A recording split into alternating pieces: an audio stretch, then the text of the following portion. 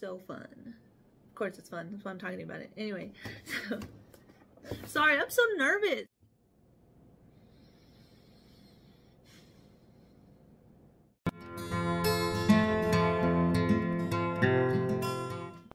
Hello everyone, my name is Brandy. Welcome to Adventures of Tomorrow. Today I'm talking to you about Disney Villainous. This is a board game that was created by Ravensburger in 2018, and it ended up being so popular they decided to keep making many expansions about it. And today I'm talking to you about the very first one that they ever made, and it's called, can't see it, The Worst Takes It All. In every one of these board games, they give you a certain amount of Disney villains, because that's what it's based off of, and I didn't say that, which I should have. And in this one, when they first did it, it came out with 6. We've got Ursula, Prince John, who's that? The Queen of Hearts. Oh my gosh, I keep wanting to call her the Evil Queen. If you hear me call her the Evil Queen, it is, I don't know why that keeps happening. There's Hook, Maleficent, and Jafar. I'm going to explain to you how to win. So I was going to do it where I just kind of, you know, go off of whatever, my knowledge of playing the game. But I have a tendency to be sporadic and everywhere. This was coming out. I was so excited about it because I love Disney villains. And you don't really get a lot of Disney villain type things anywhere. And so I contemplated wanting to buy the one and have it so that I can see it and touch it and play, but then wanting to have the other one that I know just sits on my shelf somewhere and I can just stare at, and I know that on the inside it's brand new and nobody's ever touched it before. So I have 2 versions of all these board games, except Marvel Villainous, which we can talk about later. Anyway, this is my closed one that's not open. But the package is way prettier than the other one, because the other one, my kids got a hold of, and it is all bent and crooked. See, that's another reason, because I have children, and they destroy nice things. But I love them, because they're amazing. So, let's get to this is our instruction book.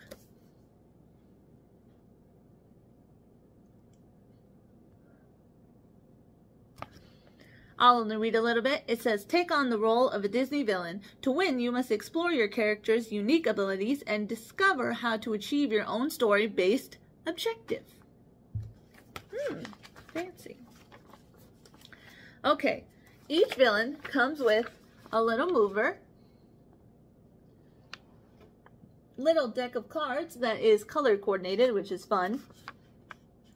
These are little booklets for them, which tell you about their objectives, which I can read and explain to you later. And then it comes with lock tokens, fate tokens, power tokens, a cauldron, and 6 reference cards, which I can also explain more later.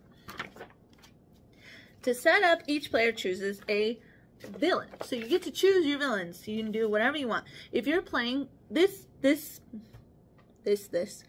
board game is rated for kids 10 and up. My child, when she was 8, she was able to play, but she had to play a certain character because she had to play a character that was easier for her to play. I think it's mostly 10 because it's very strategic. So you get a board. They all come like this. This one is not opened. This one is Prince John's. On the front it says, the crown gives me a feeling of power. His objective is to start your turn with at least 20 power. This one is easier for children, like younger kids, to play because the whole objective is to just get money. Which, I mean, takes some strategy, but honestly, if you're just racking it up and you're not spending anything and you start your turn with 20 coins and then bam, your kid's won.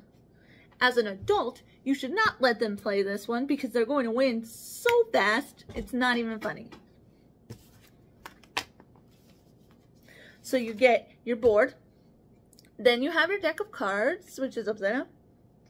Axes, I was going to say some swords, and there's a little money with looks like jail, and there's a little tent he was in, and the money that keeps getting stolen from Prince John. Thieving, thieving, thieving. It comes with your deck of cards and your board game. Then you get a little mover, which is here, little Prince John mover. And your fate cards. Each villain has their own set of fate cards. Because these cards, these are the hero cards. These are the cards that people who are you? People you're playing with, people who are playing with you, people who are battling against you in the board game can mess you up with. So when you want to win, you use your cards, but when they want you to lose, they use those. Okay, now we can get to the other pieces. On the board game, these are your action symbol cards. So these tell you what are on the front of your board game. These tell you, they explain to you how to play these spaces. So if you want to play, so this one is how you gain power, and it has a little number inside of it that tells you how much power you get to gain. The other one is you're able to move a card? Oh, you can play a card. So you can play a card, activate a card, fate someone, move an item or ally, move a hero, vanquish someone, or discard cards. And that's what they look like on your board that you're playing with. Sorry, had to get my glasses. I can't see nothing with, what is it? I can't see without my glasses. We've got Prince John. And his card says, this crown gives me a feeling of power. His objective is to start your turn with at least 20 power. This one is really good for younger children to play. It doesn't take as much strategizing. I say that word all the time. I say strategizing literally all the time. And I don't understand why. I also touch my face a lot. I don't know why. Oh my gosh.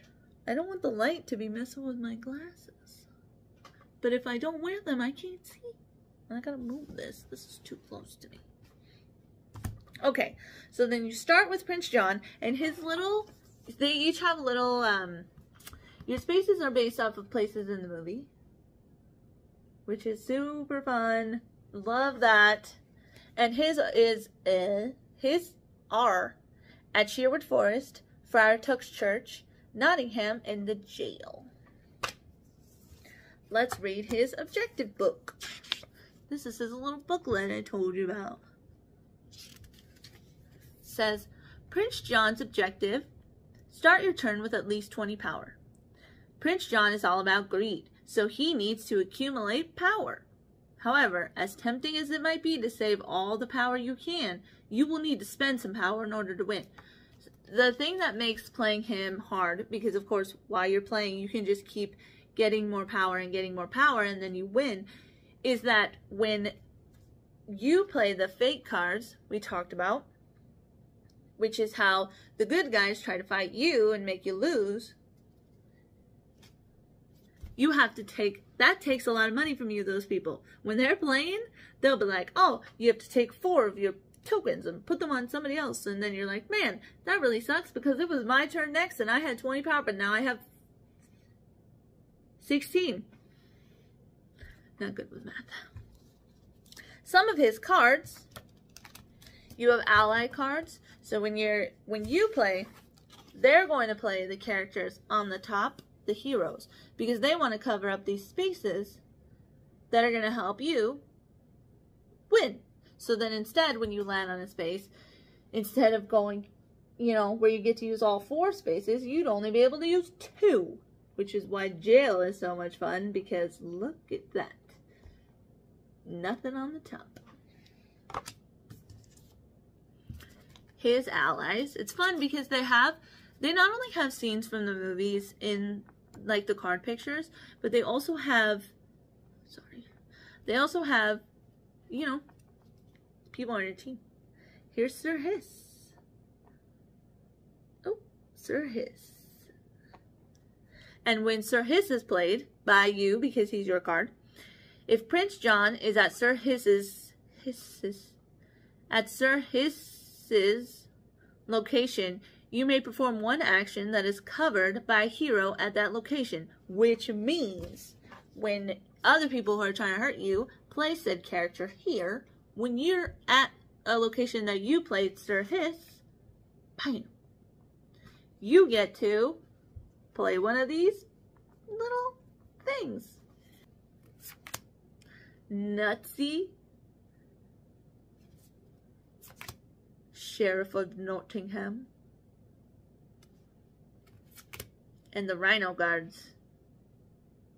Their own way of helping you, you know, achieve your objective and win. For example, Sheriff of Nottingham, I swear my voice. At the start of your turn, you may move Sheriff of Nottingham. If there are any heroes at his new location, you get 1 power. Fun stuff.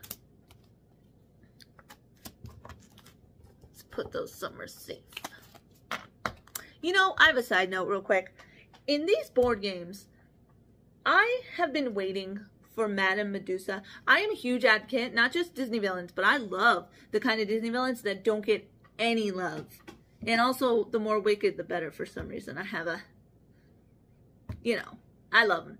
So, for example, Claude Frollo. Claude Frollo is my man. If I had to pick a favorite man Disney villain, it'd be Claude Frollo. But my actual favorite Disney villain is Madame Medusa. And she's not anywhere. I have a t-shirt that I bought. And I bought it because it had all the Disney villains on it. And I like looked for so long in that shirt to see if I could find her. And she was not anywhere to be found. For some reason, she was the only one not on that shirt. Which really drives me a little bit nuts. But so as they're coming out with more expansions and more expansions, they gave it to you so that the first year they came out with the one that we're talking about right now. And then they came out with another one. And then they did it again. And then all of a sudden, as you're waiting, they threw out Marvel Villainous. Which is fine, because I love Marvel. But that meant they could now make expansions of Marvel. Which means I have to wait longer. And then they brought out Star Wars. Which is fine, because I love Star Wars too. But then that also meant they can make expansions of Star Wars. And when they finally came out with another Villainous that had original Disney villains in it, look at who is on this box. This is not, I'm going to bring it over here. This is not a Disney villain. Do you see who that is? That is a Pixar villain. They are now taking my Villainous,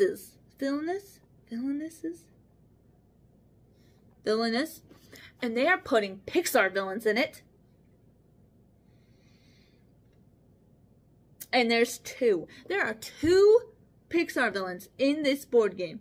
And I mean, granted, they put Madame Mim, which is fine. I mean, it made it like okay for me in some kind of way. It was a redeeming thing because I love Madame Mim and she really never is in anything. I was just so frustrated because I'm waiting for Madame Medusa to come out in something, and I found her on Shop Disney in an ornament, which was really cool. She's not, what? Where is she? You know how many villains are in these expansions, and she's nowhere to be found? And they're coming out with a new one in June, which I'm going to cover too, because of course I'm going to. And if you look, each one of these comes with 3, right? So they made a new one, and it has King Candy, and I appreciate King Candy because King Candy was a sleeper. That guy surprised me when I saw Wreck-It Ralph, and I found out he's like creepy too. He's like old Disneyland Snow White ride from the 90s kind of creepy when he comes out as, oh, I was going to say Syndrome, but that's who that is, and that's wrong. And I honestly, his alter ego is escaping me. Oh, it's going to bother me now, but I don't have time to think about it. So anyway, the new one came with, oh geez, I lost it, King Candy. and Shere Khan. And as I'm talking, I've just said that these come with 3. That one came with 2. Came with only 2. They could have put her in there, but no, they do. You know what they do? Because these are $30. The one with 6, that's, what is it, 45, I think? And these are 30. So you pay about 10 bucks a villain unless you're getting the big one. And in the one with 2, it's only $20. And I'm sitting here thinking, I will totally pay $10 more if you put her in there. Oh, and then they came out with one in October. And it only has Oogie Boogie. And it's because they knew I needed one. And you guys probably needed one. So they gave us Oogie Boogie because they were like, here you go, let me sprinkle some love on your Halloween. But only give you one new Disney villain. Okay. Okay. I'm not even explaining how to play the game anymore because I'm so frustrated. I even lost where I was. Okay.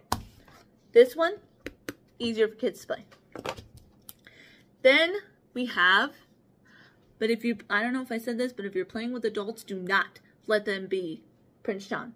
Because they are going to wipe the floor with you eventually. And you're going to be sitting here still trying to strategize. And they're like, bam, done. And you're sitting here thinking, what happened?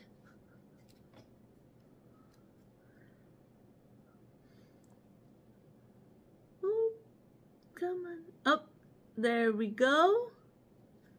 Steal from the rich. Take 4 power from Prince John and put it on any hero. When that hero is defeated, the powers return to Prince John. So this is one where you're supposed to start your turn and win with 20 power. However, when they play this card, you lose that money. And so it's like you have 20 and you're going to win. And then the person who's before you goes, I'm going to play this card because I faded you. And when I fade you, I can pick 2 cards and then I get to pick whichever one of those 2 cards I want to play. And then you're going, wow, okay, you knew I was going to win, but now you take 4 power, and now I have 16, and now, you know, I can't win, which is lame. Then we've got Clever Disguise. Just some examples, and then I'll show you the heroes they have. Alan Adale.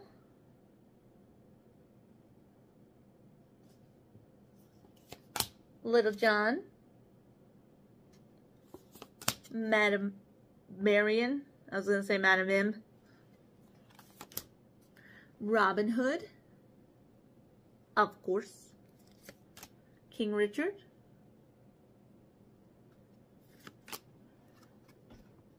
Friar Tuck, Skippy, Lady Cluck, oops, Toby, and Friar Nook. Friar Tuck. Oh my gosh, I said Friar Nook. Friar Nook is in Disney World, Brandy. It is not. His name is Friar Tuck.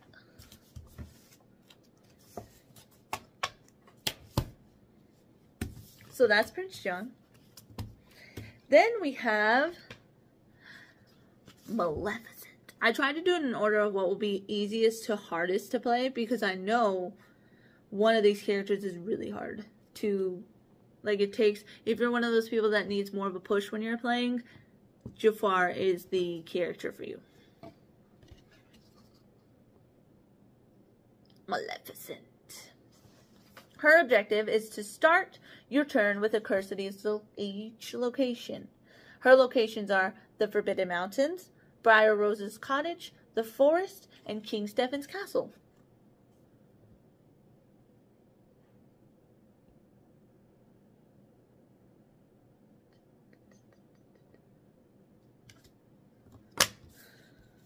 And here's her guidebook. Curses. Curse is a card type unique to Maleficent. Curses are played to locations, and each one has an ability that affects heroes at that location. The weird thing is, you have to have, in order to win, you have to have a curse at each location, but she only has 3 curses. She doesn't have 4. So you have to find another one of those curses and play it at one of the spaces in order to use her properly. Put them. What's the matter with these scissors? I don't know why that popped in my head. That's the red one. Now I have to finish it. See? Here's this. These are her cards. They are green. Green. Her curses are Dreamless Sleep, Green Fire. That's not one of her curses. That is an ally. And her other curse is Forest of Thorns. And her allies, some of them are the Raven, Spinning Wheel's not one of her allies, Savage Goon, Crackling Goon, Sinister Goon, and then we have fun cards that help her. You have Staff. It says, if Maleficent is at this location, the cost to play an effect or curse is reduced by 1, which is great because it means that you save money if you do those things at the place where you decide to add this curse. And then the second one is, if it's Spinning Wheel. If a hero is defeated at this location, gain power equal to the hero's strength -1, which is a little confusing. Let me see if I can try to explain it. If a hero is defeated at this location, gain power. Oh, okay. So if your hero has a strength of 3, you win power up to 2 once you defeat the hero. Then we've got her good guy cards. And in her good guy cards, we have Prince Philip, which also has a card for this, the Sword of Truth, which actually makes him stronger, which is shenanigans. Aurora, Merryweather,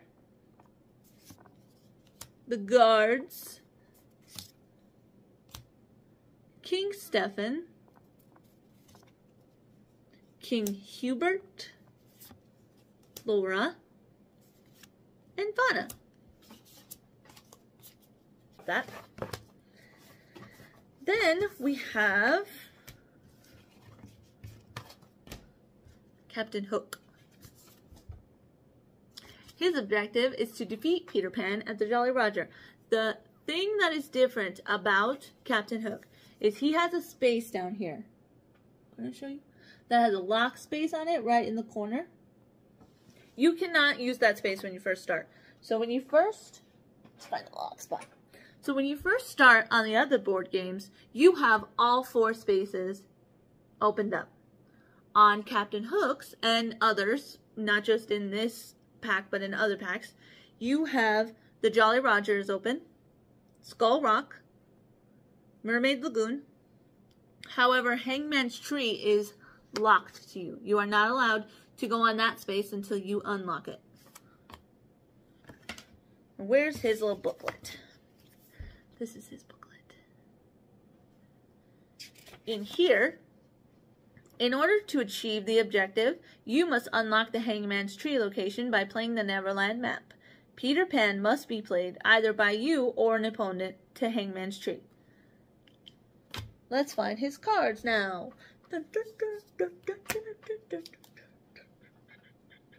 These are his cards. I really love Disney. It makes me feel so good. Side note, have you seen the new Wish movie? It was so good. See, because people there, at first, okay, beginning. At first, when I wanted to watch it, I wasn't 100% sure because of all the, you know, people that talk about stuff and they share things. And, of course, I was going, you know, I mean, it looks cool. And then I heard the soundtrack, and they were, like, bangers. So, immediately I went, okay, I'm going to watch this. And then they had a villain, which Encanto did not have, which frustrated me a little bit. I'm not going to lie, because you need a villain, and we're bringing in new ones, but we don't have new ones. We have old ones, and so it's, you know. Anyway, when I watched it, it was one of the best Disney movies that I've seen lately, and it was amazing. And so if you are being skeptical about watching the new Wish movie, you should go see it, because it was so good, and it made me cry.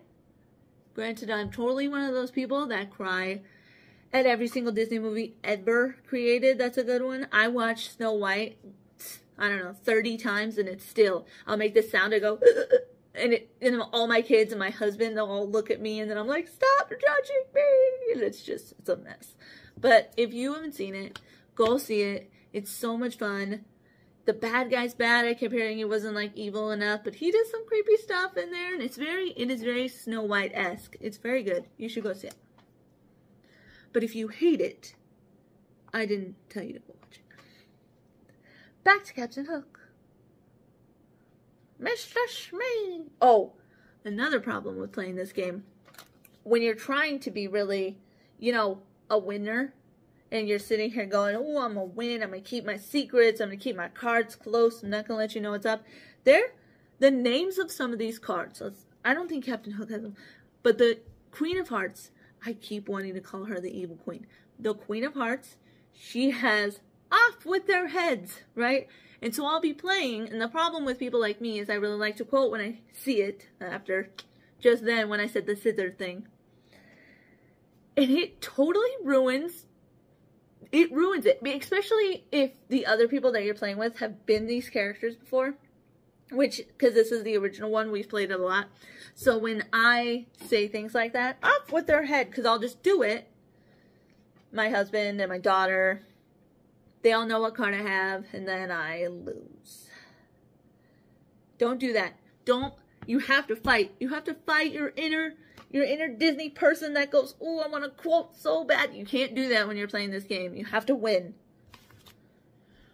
Anyways, let's see the treasure map. Here it is. Neverland treasure map. That is how you unlock, oh, maybe. That's how you unlock Hangman's Tree.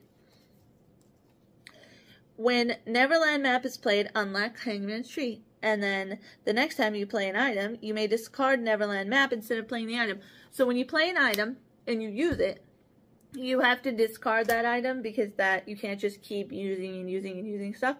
However, this can go in place of doing two favors for you. You can play it and unlock the space that you want to unlock. And then when you play an item, instead of getting rid of that item, you can get rid of this, which you don't need anymore, and keep your item to use again. Then we've got Worthy Opponent, which you gain 2 powers and reveal cards from your fate deck until you reveal a hero.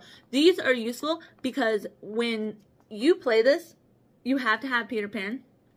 And when your opponents know you have to have a hero and fading you is actually a positive, they won't do it.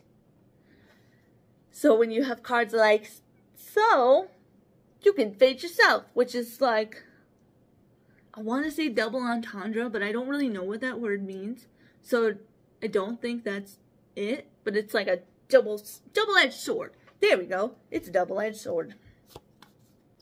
Now we have ingenious. I don't know why I think it's ingenious device.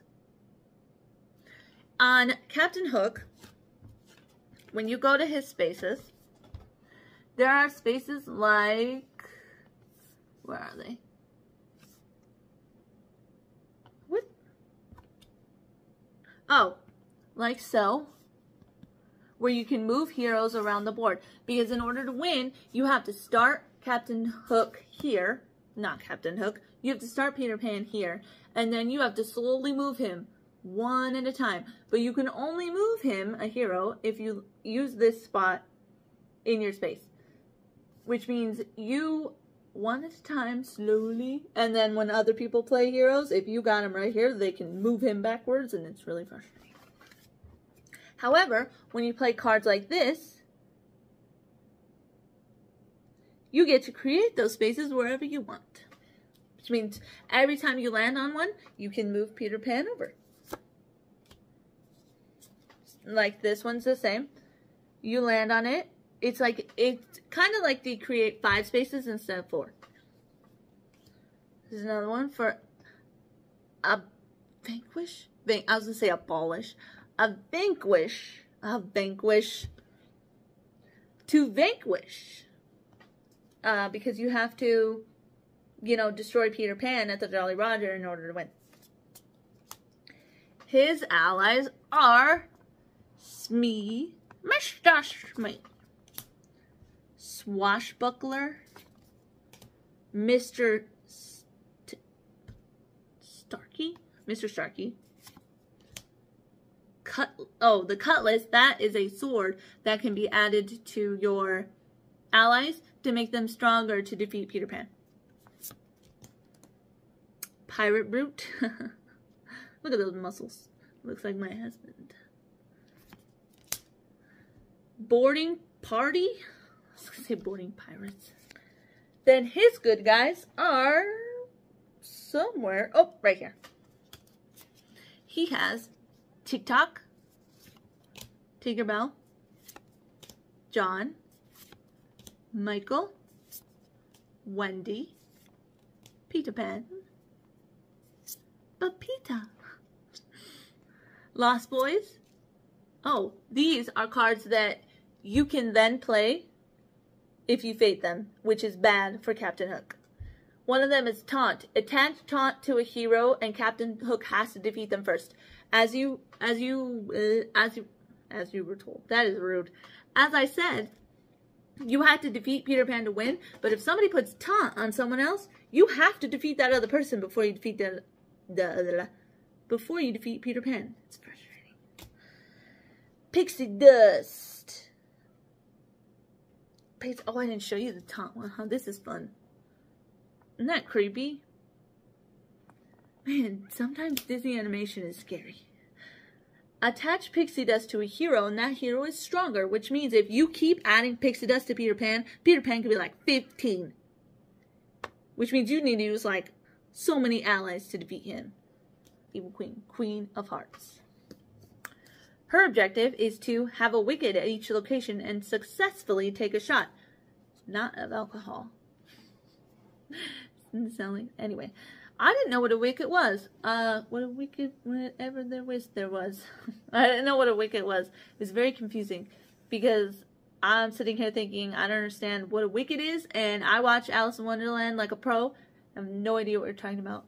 Turns out when the cards turn into those things, that they're turning into wickets so she could play croquet. The more you know. These are what her spaces look like. There's the courtyard. We're painting the roses red. The hedge maze. Tugly.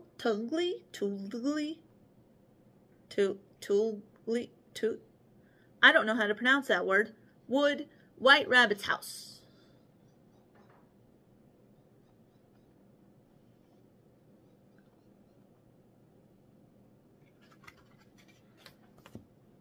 And here's her booklet. The Queen of Hearts objective. Have a wicket at each location and successfully take a shot. Queen of Hearts has some cards with activated abilities. See the instructions for details and how cards with activated abilities are played and their abilities activated. Wow. She's easy to play once you understand, but she's hard to understand how to play. This whole Villainous, I'm hoping that I'm giving you some type of, okay, maybe I got a little something out of this, because this game, if you're not understanding, it's easy to play when you understand how to play it, but it is hard to learn how to play. Which is why I think it might be like Dungeons and Dragons, but I've never played Dungeons and Dragons before, so I don't want people coming at me like, you don't get it, because I don't get it. I'm not trying to say that I get it. My hair. I whip my hair back and forth. Sorry, it's so sidetracked. Anyways, let me show you some of her cards because they're easier to explain to you when I have them. Here are her cards. And she has oh, Tweedledee and Tweedledum. By the way, up here, that is how much power you have to pay in order to play these cards. I might have said that, but if I didn't, I apologize. She has the... It's the Queen and the King. Then you have cards. These become your wickets.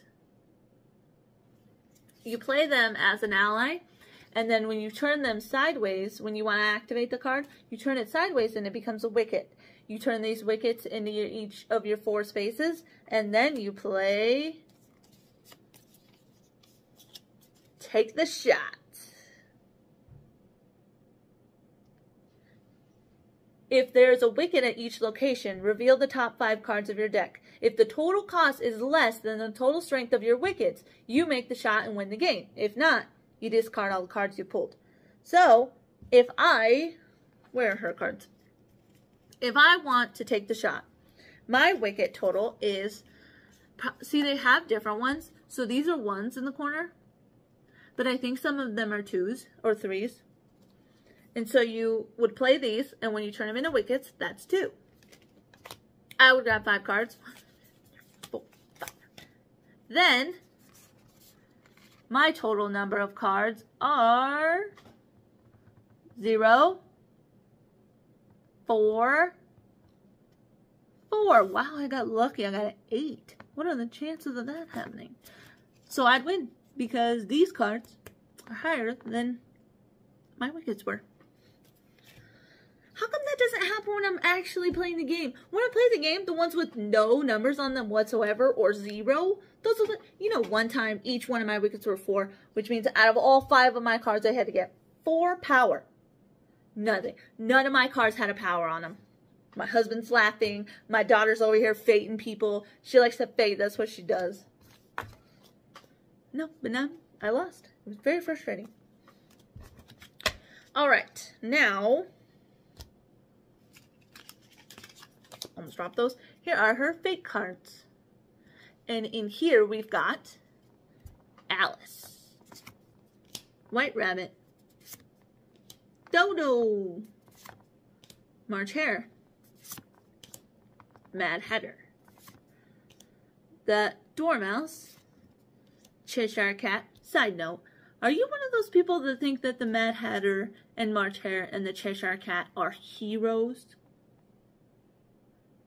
Because I do not feel that way, and when I found out they were part of the hero card, see, they're part of the hero cards, but Tweedledee and Tweedledum are villains.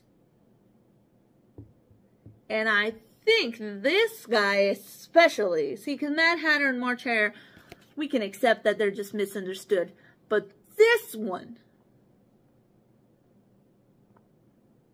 you're telling me he's not a villain? Look at that face. Oh, Disney animation is so wicked sometimes. Okay. Just so frustrating.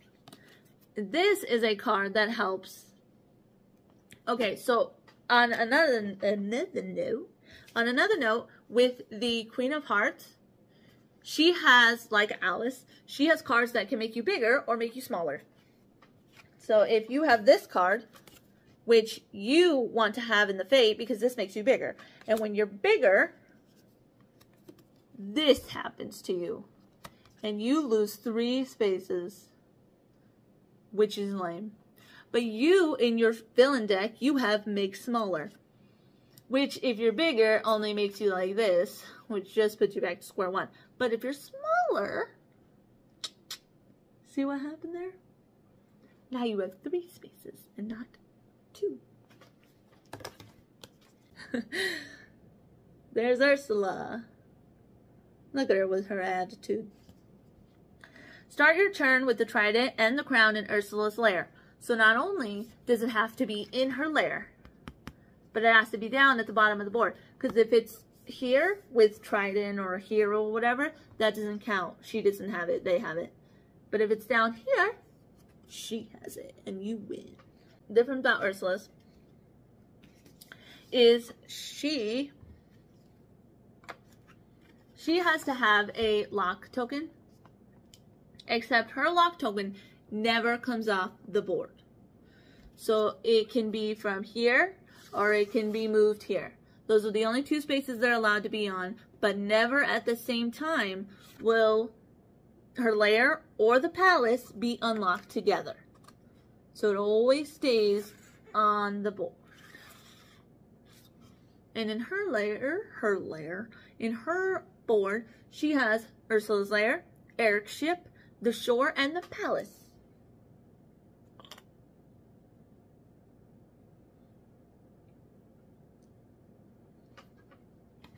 The difference for her, it makes her harder. So as I said, I was doing it from easiest to hardest. I do only have Jafar left. And the reason Ursula is towards the end is because having a lock token that only unlocks, like the whole time you're playing, you only have 3 spaces unlocked the entire time, it makes it harder to play. And so it's more fun if you're used to playing with the other characters, but it is weird to learn how to play. I'm trying to find her cards.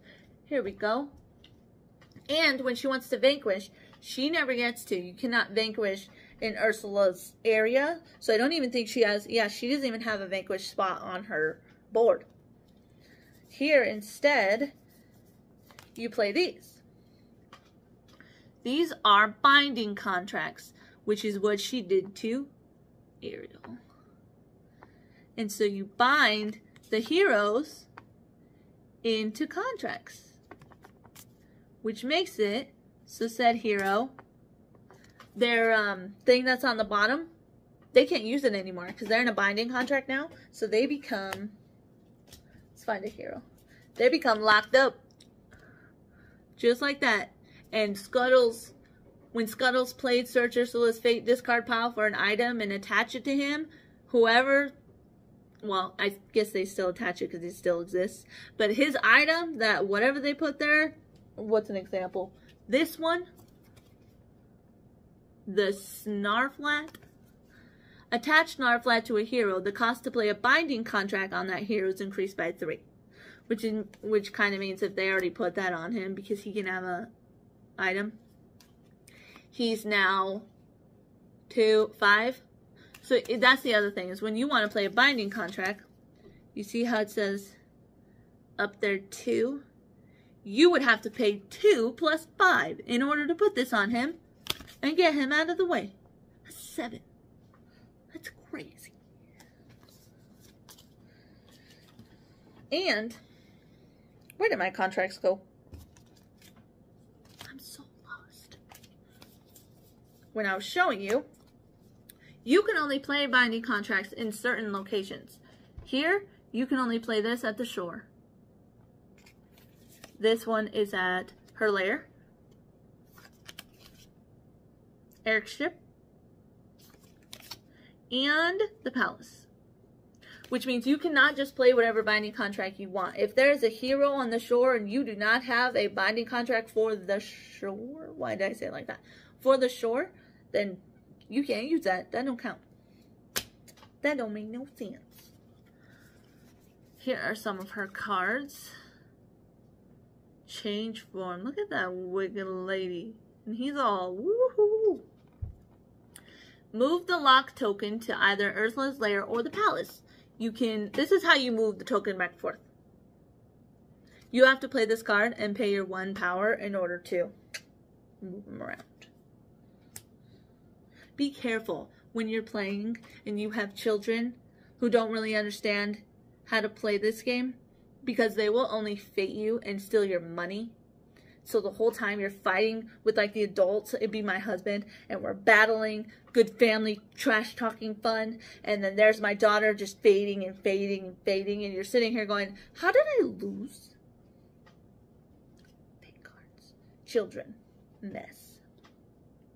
Anyway. Here's one where you grow giant. This one's fun because if you're here at the palace, when you play grow giant, you can play one of these spaces. So if you're over here and you want to grow big, you can like get money or play a card or play another. Oh, well, you can't play 2 cards. You can play 1 or discard some stuff. So that's fun. Then we've got Whirlpool. This one's good because you can move. You have to move to unlock 1, yeah. You can move the heroes over, because if it's covering all this top part and you can't even use one of your spaces anyway at any given time, it is really inconvenient for you to not only be covered in all these spaces, because you can stack the heroes on top of each other. So if you end up stuck, or you only have a binding contract for 1 space, you can use that card and move the hero over, or kind of stack the heroes on 1 space so you're only out 1 2-square group instead of 6.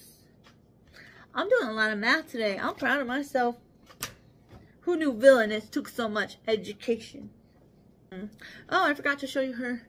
So this is Cauldron. This is a card you get to play where it has an activation space, and when she lands on it, you get 2 power for each binding contract. So because they can never go away, you have a binding contract on them, and you get paid for it every time you activate this card if it's on the bottom of your board. The Crown, which is what you need to win.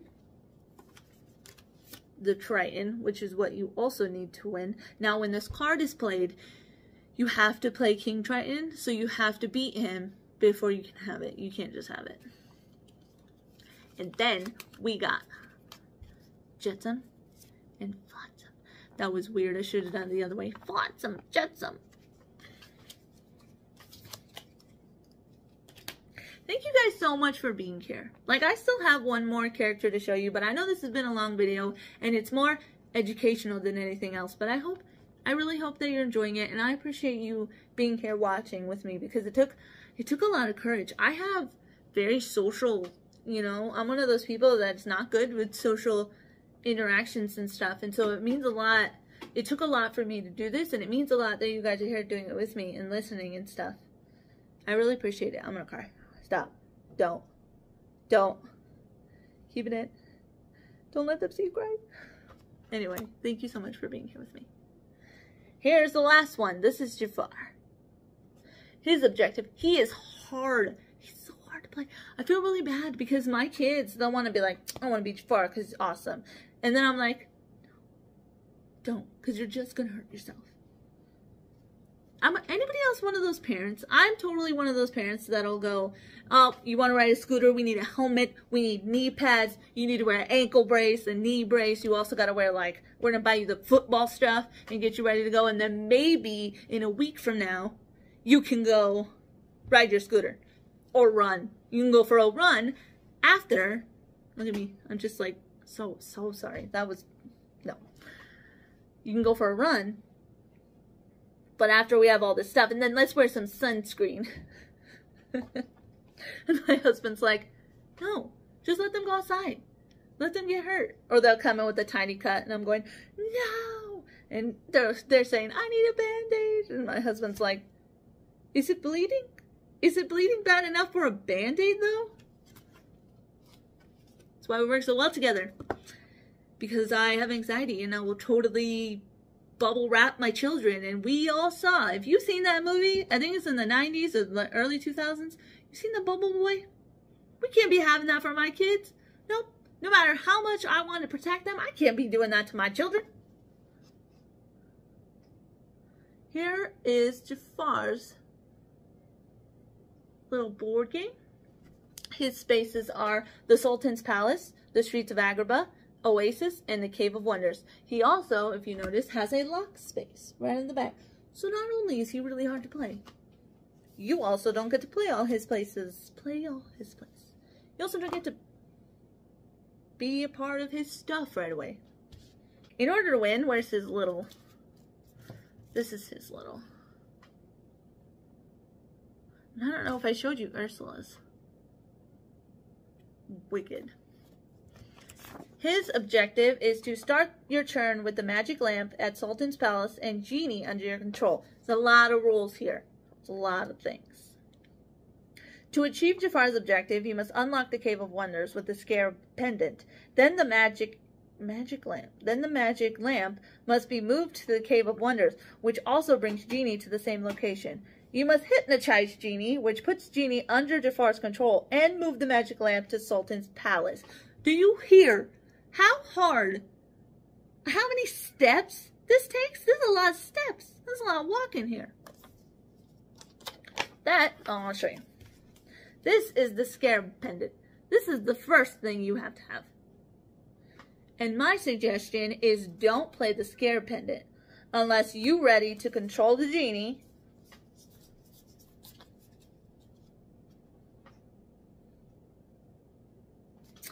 and you're ready to put down this lamp. Because if you play any of these cards unnecessarily, it's going to be a lot harder for you to win. Here's some of his allies. Gazim. That's not. This is actually one of the good examples. When you're playing and you go, snake, am I? And then everybody knows what card you have. And you're just sitting here going, why do I have to be this way? Why can't I just not do that? I don't know. I seriously can't. It says, defeat a hero with a strength of 4 or less at Jafar's location. They know I be killing it once I say that word, and it just messes me up. Let me find his heroes. Good stuff. Dun, dun, dun. Okay, here's some of his ally. That's Iago. What's his name? Razul.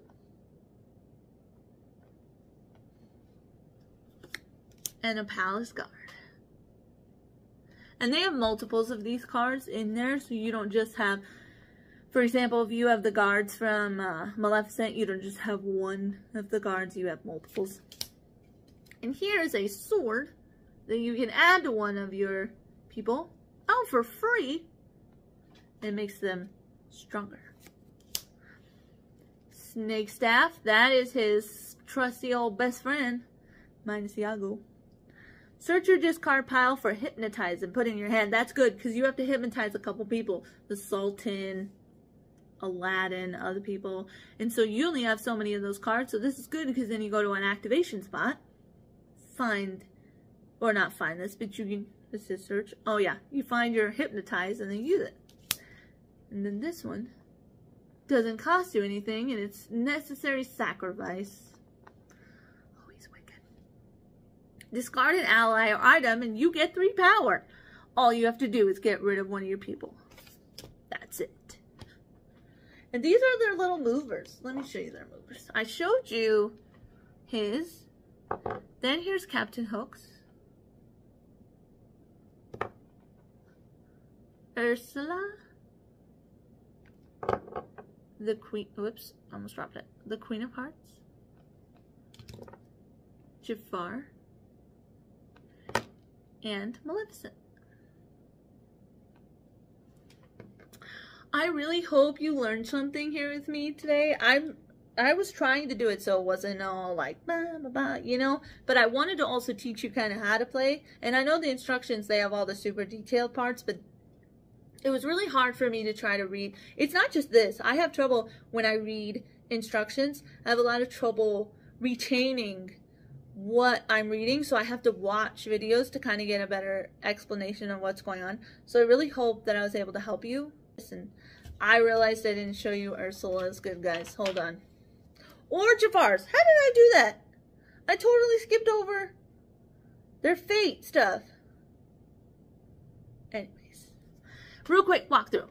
There's the Snarflat. Oh, this is for Ursula.